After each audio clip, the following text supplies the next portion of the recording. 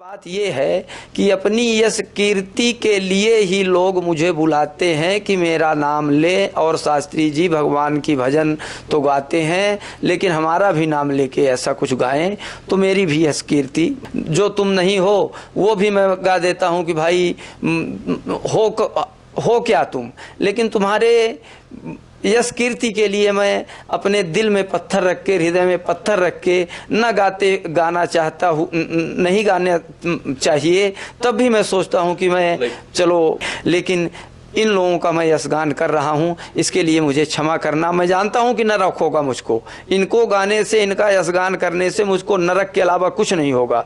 नमस्कार, MP live news से मैं अटल शुक्ला।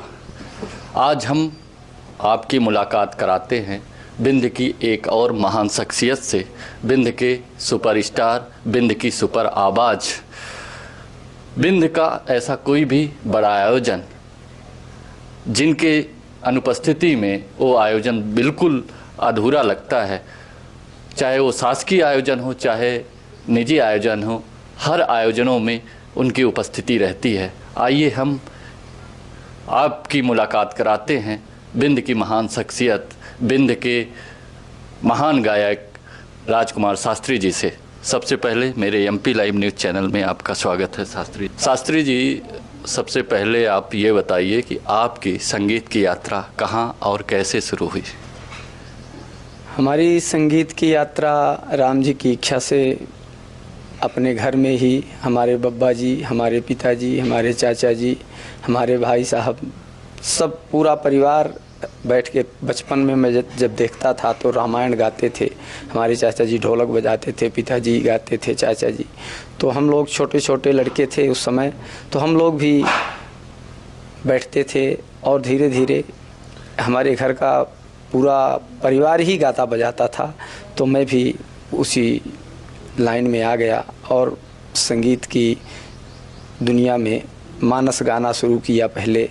फिर इसके बाद थोड़ा सा घर का परिस्थिति देखकर फिर महाराज जी के पास गया, कुछ रावतपुरा सरकार के यहाँ गया, अवधेशानंद जी के पास गया, वहाँ भी भजन गाता था। और मैं सीखा पढ़ा कुछ नहीं हूँ, बस हो गया राम जी की इच्छा से जो गा रहा हूँ। घर की परिस्थिति भी बहुत ठीक नहीं थी।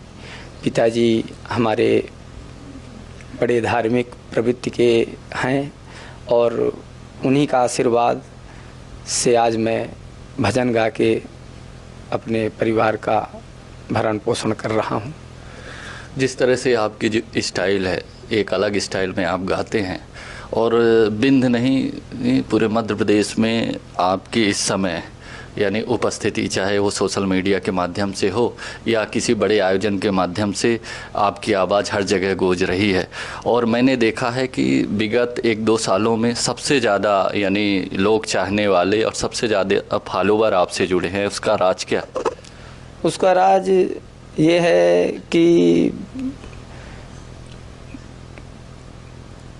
जो कार्यक्रम होते हैं तो उसमें आदमी को अपना, माने कहने का मतलब कि भगवान को स्तुति भी अच्छी लगती थी। जब कोई किसी का सम्मान करता है, उनका नाम लेके गाता है तो उनको बड़ा अच्छा लगता है।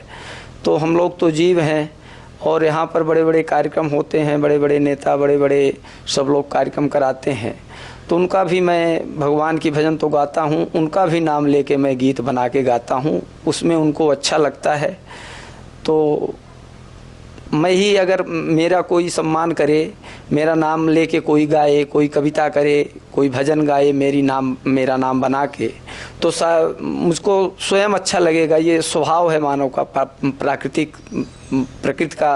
की देन है। तो उन लोगों को ये लगता होगा कि शास्त्री जी आएंगे तो हमारा नाम लेके थोड़ा सा गाएंगे, हमारा माने बड़प्पन हमारा वहाँ पे अच्छा लगेगा, हमारे नात रिश्तेदारों का नाम ले लेंगे उनके बारे में। और यहाँ की जो बघेलखंड की बोली है, भाषा है, उसमें मेरा ज़्यादा ध्यान रहता है। यहाँ की बघेलखंड की माटी जो खुशबू है बघेली गीत की, तो उसको मैं माने वो ख़त्म न होने पाए, अपने बघेलखंड में बघेली बनी रहे, उसके लिए मैं ज़्यादा प्रयास करता हूं कि बघेलखंड की। आयोजक आप ही को बुलाना चाहता है तो जो यहाँ के प्रोफेशनल सिंगर हैं बिंद के, जिनकी पूंछ परख पहले ज़्यादा थी, आपके आने से कहीं ना कहीं उनका व्यवसाय प्रभावित हुआ है? नहीं, मेरे आने से किसी का व्यवसाय प्रभावित नहीं हुआ है। मैं तो बहुत सरल हूँ। मैं बता भी देता हूँ जो कार्यक्रम कराता है कि भैया मैं भजन गाता हूँ और भजन के अलावा उटपटांग चीज़ नहीं गाता हूँ, न भोजपुरी गाता हूँ, न ऐसा कोई असामाजिक गीत मैं अपने वाणी के माध्यम से नहीं गाता हूँ। लेकिन बहुत दबाव के चलते लोग बाग मुझको कहते हैं कि शास्त्री जी आप फिल्मी भी गाना सुनाइए, गज़ल भी सुनाइए। तो उनके मन को रखने के लिए मैं वो भी गीत सुनाता हूँ। लेकिन मेरा ये कहीं भी भाव नहीं रहता कि मुझको कोई माने बुलाए और उसको कार्यक्रम ना मिले, कि वो आगे ना बढ़े। निजता भगवान सबको गुण दोष देता है। तो कहने का तात्पर्य ये कि मैं अपने मनसा वाचा कर्मणा से कभी भी जीवन में किसी को नीचा दिखाने के लिए कभी कार्यक्रम नहीं करता। मैं स्वयं सेवक बन के रहना चाहता हूं सबका। सब मुझसे बड़े हैं, मैं तो संगीत भी नहीं सीखा हूं। मैं एक भगवान की कृपा है कि जो मैं गा रहा हूं, और मैं हर पल चाहता हूं कि प्रभु जहां कहीं भी मैं जाऊं तो मुझसे जो छोटे भी गायक हैं उनका भी मैं सम्मान करके उनको मंच में बुलाऊं और वो बैठें, वो भजन गाएं। मेरा तो रोटी और दाल चल जाए किसी तरह, इसके अलावा और तन में ढकने के लिए कपड़ा मिल जाए। मुझको कोई भी ये नहीं कि मैं बहुत बड़ा आदमी बन जाऊं, लखपति करोड़पति बन जाऊं, बैंक बैलेंस कर लूं, 2-4 आश्रम बना लूं। मैं कुछ नहीं करना चाहता हूं अपने जीवन में। केवल अपने जीवन में ये करना चाहता हूं कि जो हमारा परिवार है, 4 बच्चे हैं, हमारे माता पिता हैं, वो आनंद से रोटी और दाल खाने की व्यवस्था बनी रहे। और मैं इसके बाद केवल समाज के कल्याण में, समाज के काम में आऊं। समाज कोई दुखी है, उसके परेशान है, तो मैं वहाँ पे खड़ा हो जाऊं। उसकी व्यवस्था करनी है, दवाई की, गोली की। मुझको केवल कहने का मतलब परहित करने का, परहित के लिए शरीर दिया है परमात्मा ने, वही मैं कर रहा हूँ। जो आपकी पृष्ठभूमि है संगीत के साथ साथ आध्यात्मिक पृष्ठभूमि भी है, भगवान से काफ़ी लगाव है और आप भगवान राम को आराध्य भी मानते हैं, और आपने एक प्रकल्प भी तैयार किया है, पूरी तरह से वो अभी निर्माणाधीन है। एक मंदिर का प्रकल्प आपने रखा है और वो अपने पूर्ण अवस्था में होने जा रहा है।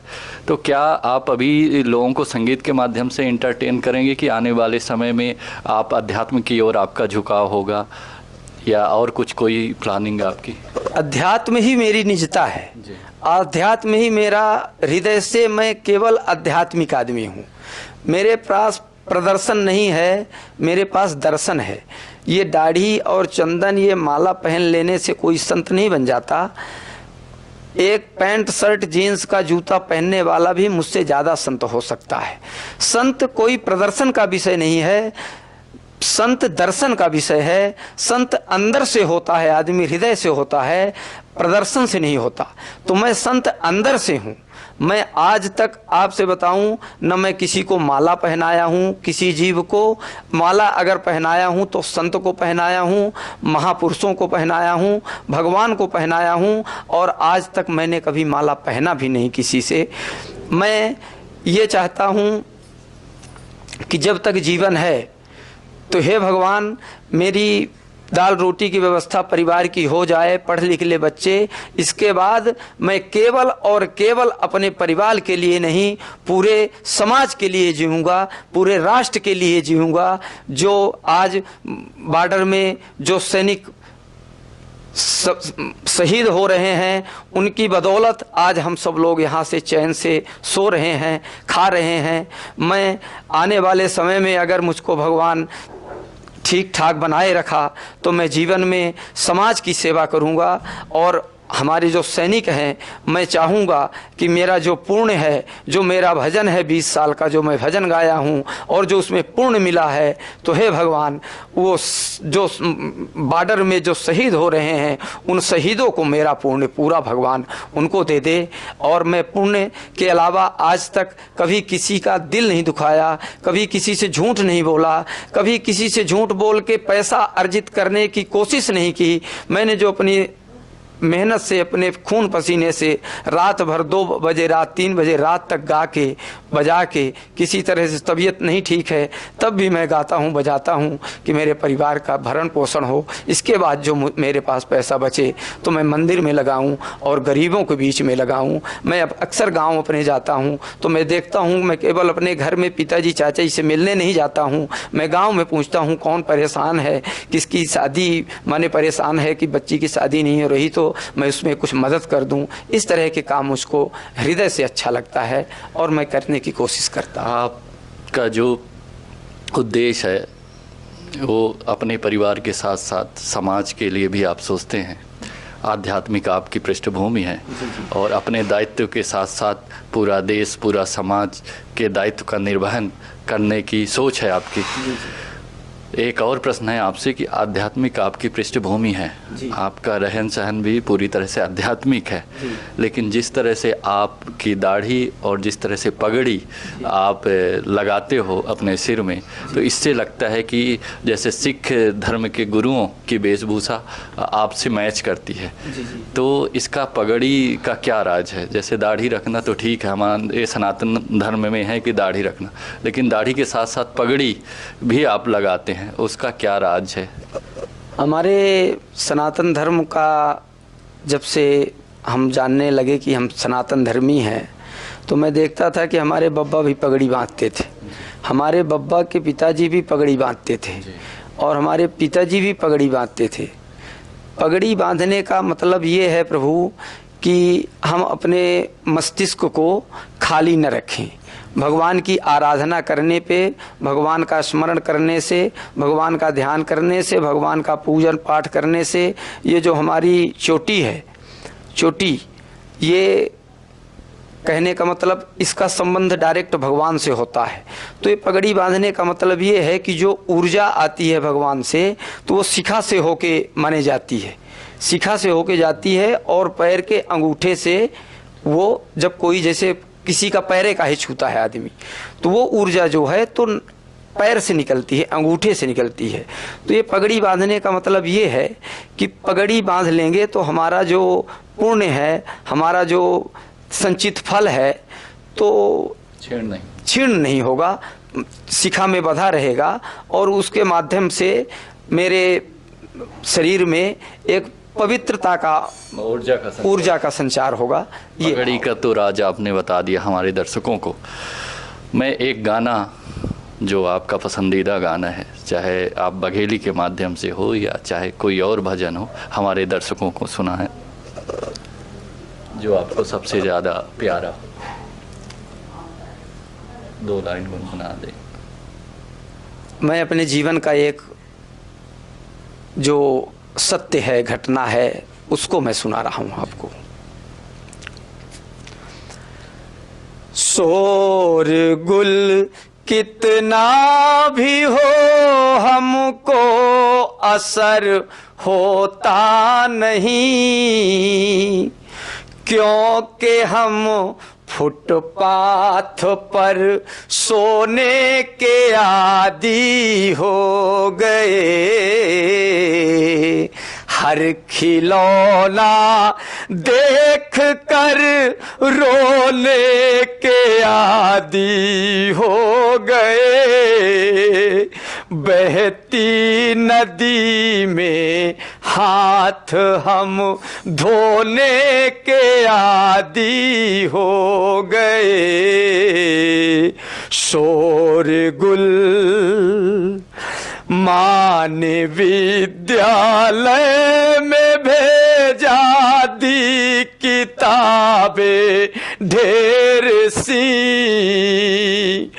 पढ़ सके ना बोझ हम ढोने के आदी हो गए। शोरगुल फसलें उगे या ना उगे हमको असर होता नहीं, क्योंकि हम ऊसर में भी बोने के आदी हो गए। शोरगुल थालियां हो या न हो हमको असर होता नहीं, थालियां हो या न हो हमको असर होता नहीं, क्योंकि पत्तों से बने दोने के आदी हो गए। शोरगुल अंतिम भाव। कुछ न पाया स्नेह के अतिरिक्त अब तक आपसे, कुछ न पाया स्नेह के अतिरिक्त अब तक आपसे, क्योंकि हम कुछ पाके भी खोने के आदी हो गए। शोरगुल कितना भी हो हमको असर होता नहीं, क्योंकि हम फुटपाथ पर सोने के आदी हो गए। शोरगुल। क्या तो अभी हमारी बात बिंद के सुपरस्टार, बिंद की सुपर आवाज़ राजकुमार शास्त्री जी से हुई, जिन्होंने अपने व्यक्तिगत जीवन के बारे में हमारे दर्शकों को बताया। और वो गाने के साथ साथ एक अच्छे समाज सेवी भी हैं।